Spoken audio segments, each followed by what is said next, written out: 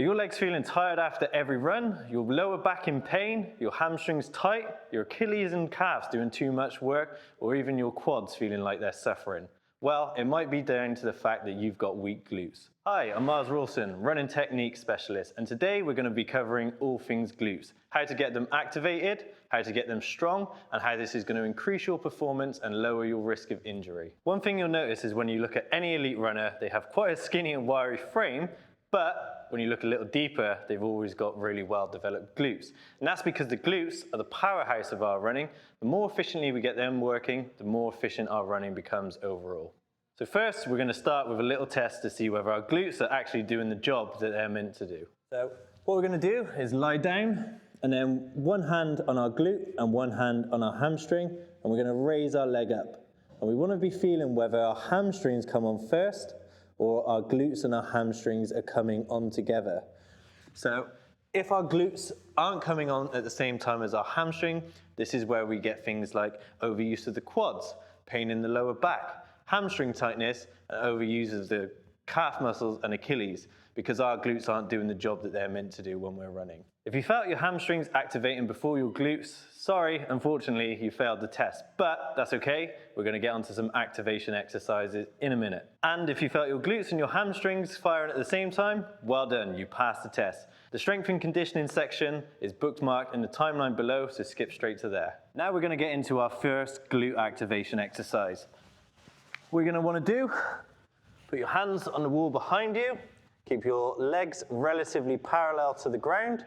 Don't reach them out too far because then we'll start using our hamstrings more, and we're already in a hamstring dominant movement pattern. So bring them in, don't bring them too close, otherwise we'll start overusing our quads. Just whatever feels comfortable. Then we want to feel like we're tucking our pelvis in and then lifting our hips up towards the ceiling, and keep on doing this for rep after rep until we start feeling those glutes activating and starting to burn. One thing that we need to be really careful about is when we do this exercise is that we're not rounding our lower back too much. That's going to put undue pressure on our lower back, so we want to feel like we're tucking our pelvis underneath us, and when I do that, I can feel my glutes are already starting to activate, and then all we do is lift up our hips towards the ceiling. Second activation exercise, and this one is probably my favorite. What we're going to want to do is sit down on a bench, and then we're going to feel like we're shifting our weight forward. When our weight is shifted forward, that brings us into a glute dominant bias movement pattern. So as I raise myself up, I'm shifting my weight forward, and what I'm trying to do with my feet is try to feel like I'm sort of spreading the world apart. By feeling like we're spreading the world apart, we're starting to activate our glute medius as well. So it's glute medius, and then as we start to raise ourselves up, we're really activating that glute maximus. This is probably my favorite glute activation exercise, so do not skip this one. Second exercise, and if you're a runner who suffers with hip drop, this is for you. Get yourself a box or a bench, and then what we're going to do is feel like we're slowly lowering our pelvis down, dropping it down to the ground, and then we're going to hitch it back up. This is really going to help engage your glute medius, and long term, it's going to help you not leak energy through that hip drop when you're running and make you look so much better in your race photos. Also, if you're suffering with hip drop, here's something to think of in terms of your running motion. So as we run, we should shift our body weight from left to right with each step. So when I get my head position in line with my foot and lower my leg down, I've got a very stable base. Whereas if I have my head too still and I try to lower down, as you can see, my knee starts to cave in and my hip starts to drop because I'm trying to stabilize it. If you get that left to right motion working right, it's going to make you a much more powerful runner long term. Now we're getting on to the strength and conditioning part of this video. And welcome back if you passed the test earlier. This is where we're really going to start building the powerhouse of our running, our glutes. Now we're going to start with some strength exercises. So get yourself a kettlebell, and what we're going to be doing is the kettlebell swing. This is really good for developing that posterior chain and developing our glutes.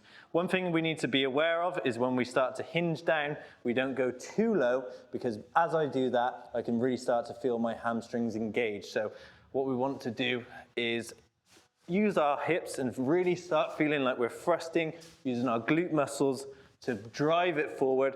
If I start going too low, I really start to overuse my hamstrings in terms of this movement, And this video is all about building those glutes. Now for the next exercise, we're actually following on from one of the glute activation exercises that we did earlier. We've got hip thrusts. One thing I would encourage people to do is not start with a weight that is too heavy. We really want to feel our glutes working. If we start using weights that are too heavy, we can start overloading our quads, our hamstrings, or even our lower back. So get yourself a nice reasonable weight, shift your weight forward, and then we don't want to be arching our lower back as we come down. We want to feel like our body is moving forward. I'm tucking my pelvis under, and then really trying to feel like I'm lifting my hips up towards the ceiling. So down, and then tuck and up. Really trying to focus on feeling those glutes as we're going through this motion. Now we're on to the final exercise, and one of my personal favorites, the good morning. But be careful, if you've ever suffered with lower back issues before, this exercise probably isn't for you, so just stick to some of the previous ones that we did. They'll do perfectly fine. But what you want to do is get a bar, and for demonstration purposes, I have not added any weight to this, but same as we said about before, is we don't want to be bending down too low. I'm over engaging my hamstrings now, so keep it at a moderate height. Don't really feel my hamstrings engaging too much, and then we're going to feel like we're tucking our pelvis and pushing through with our hips. And then with my feet, I'm feeling like we were doing earlier, and really trying to emphasize on pushing my feet out, and that's really helping engage my glutes. And even with no weight on this at the moment, I can really feel my glutes start to activate. So that's the end of the video, and thank you for watching. One thing to bear in mind is when you're doing these exercises, I would try to keep your sets low at the very start. So keep it at 1 to 2 sets maximum, and try to leave 2 to 3 reps in reserve at all times, especially if you're a runner. If we start trying to push ourselves to failure, that has a compounding effect and can leave fatigue into the next stage, which means that we don't ever fully recover.